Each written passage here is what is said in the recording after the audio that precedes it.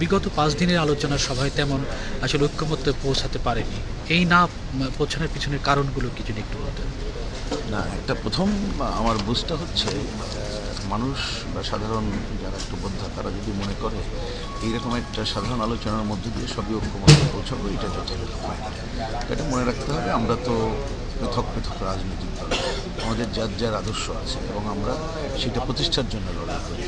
তা সুতরাং প্রথমে ওই বিবেচনাটা না করলেই ভালো, এটা সবই ঐক্যমত্য হব। ঐক্যমত্য হব আমরা গণতান্ত্রিক প্রতিষ্ঠান গড়ে তোলা এবং দীর্ঘদিন কর্তৃত্ববাদী স্বৈরাচারী শাসনের কারণে যে নির্বাচন ব্যাহত হয়েছে, যাতে একটা নির্বাচনী গণতন্ত্রের ধারায় আমরা আসতে পারি, সেটা আগে যদি মনে রাখে তাহলে আমার মনে হয় অন্য কোনো ভুল বোঝাবুঝির অবস্থান পাই। এবার আসি আমাদের যে মূলনীতির প্রশ্ন, এইটা একটা বড় এখানে বিতর্ক তৈরি অনেকে করেছেন যে মুক্তিযুদ্ধের মধ্য দিয়ে অর্জিত সংবিধানে যে 4 মূলনীতি আছে তার বিপরীতে আরও কিছু করা যায় কিনা। তো এটা তো কোনোভাবে গ্রহণযোগ্য হবে না এবং ঐক্যমত্য হবে না। এই ৭২ সংবিধানে অনেকগুলো ত্রুটি আছে, এটা সংশোধনের জন্য আমরা ৭২ থেকেই লড়াই করছি।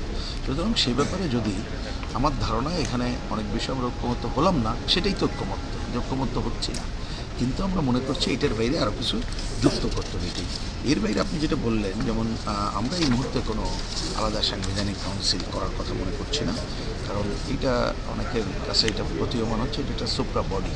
আমাদের এই মুহূর্তে প্রয়োজনটা হচ্ছে এটা সার্বভৌম সংসদ আগে গড়ে তোলা এবং সব কিছু সার্বভৌম সংসদের কাছে জবাবদিহিতা নিশ্চিত করা।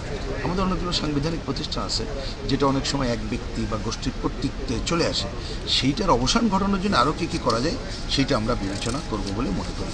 আমরা এই সময় আমাদের দিক থেকে যেমন দ্বিপক্ষ পার্লামেন্ট এটাও মনে করছি না, কারণ আমরা এখনও পর্যন্ত মনে করি জাতীয় সংসদের সংখ্যানুপাতিক পদ্ধতি বড় করা।